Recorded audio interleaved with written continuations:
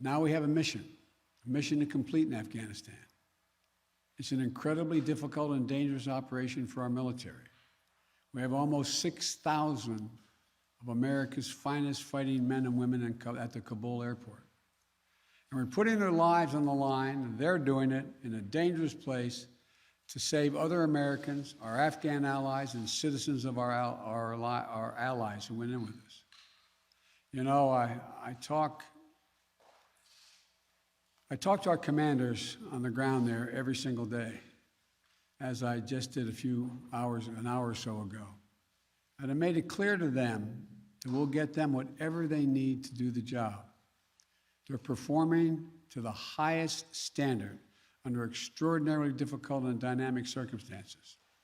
Our NATO allies are strongly standing with us. Their troops keeping sentry alongside ours in Kabul, as is the case whenever I deploy our troops into harm's way. I take that responsibility seriously. I carry that burden every day, just as I did when I was vice president. My son was deployed to Iraq for a year. There'll be plenty of time to criticize and second guess when this operation is over. But now, I'm focused on getting this job done. I would ask every American to join me in praying for the women and men risking their lives on the ground in the service of our nation.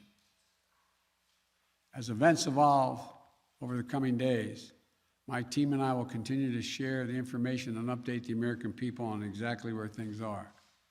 We'll use every resource necessary to carry out the mission at hand and bring to safety American citizens and our Afghan allies.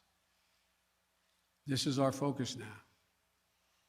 And when this is finished, we will complete our military withdrawal and finally bring to an end 20 years of American military action in Afghanistan.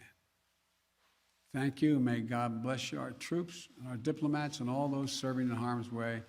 And now I'll take questions. AP, Zeke Miller.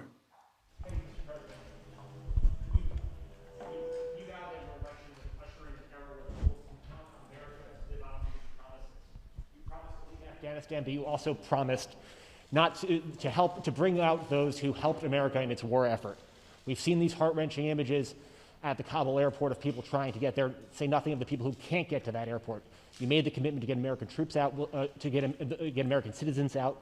Will you make the same commitment to those who assisted in the American war effort over the last 20 years, number one? And then number two, what is your message to America's partners around the world who have criticized not the withdrawal, but the conduct of that withdrawal, and made them question America's credibility on the world stage? I have seen no question of our credibility from our allies around the world. I've spoken with our NATO allies. We've spoken with NATO allies, the Secretary of State. Our National Security Advisor has been in contact with his counterparts throughout the world and our allies, as has the General, I keep calling him a General, but my Secretary of Defense. The fact of the matter is, I have not seen that. As a matter of fact, the exact opposite I've gotten. The exact opposite thing is we're acting with dispatch. We're acting, committing to what we said we would do. Look, let's put this thing in perspective here. What interest do we have in Afghanistan at this point with al-Qaeda gone? We went to Afghanistan for the express purpose of getting rid of al-Qaeda in Afghanistan, as well as getting Osama bin Laden. And we did. Just imagine if that attack, if bin Laden had decided with al-Qaeda to launch an attack from Yemen, would we ever gone to Afghanistan? Would there ever be any reason we'd be in Afghanistan? Controlled by the Taliban? What is the national interest of the United States in that circumstance?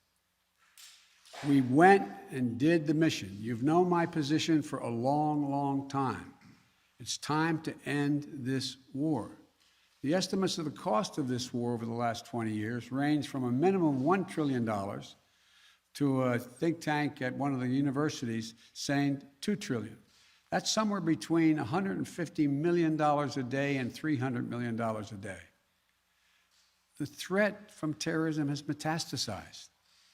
There's a greater danger from ISIS and al-Qaeda and all these affiliates in other countries by far than there is from Afghanistan. And we're going to retain an over-the-horizon capability that if they were to come back to be able to take them out, surgically move. So this is where we should be. This is about America leading the world, and all our allies have agreed with that. And by the way, before I made this decision, I was at the G7 as well as met with our NATO partners. And I told them all, every one of them knew and agreed with the decision I made to jointly end our involvement in Afghanistan. The first part of your question was, I can't remember now. Would you commit to the same commitment? Would you make the same commitment to bring out Afghans who assisted in the war effort? Yes, we're making the same commitment. There's no one more important than bringing American citizens out. I acknowledge that. But they're equally important almost is all those SIVs, we call them, who in fact helped us. They were translators. They went into battle with us. They were part of the operation. As well as we're also trying to get out as many NGOs, non-government organizations, women's organizations, et cetera. We're doing all we can. In the meantime, Secretary Blinken and I am going to be working with our allies to see to it that we can bring international pressure on the Taliban they're looking to gain some legitimacy. They're going to have to figure out how they're going to maintain that country. And there's going to be harsh conditions, strong conditions we're going to apply, and it will depend on whether they get help based on whether or not how and well they treat women and girls, how they treat their citizens. So this is just beginning on that score. Stay past the 31st to make that happen, to bring all the Americans out, to bring those SIVs out? I think we can get it done by then, but we're going to make that judgment as we go.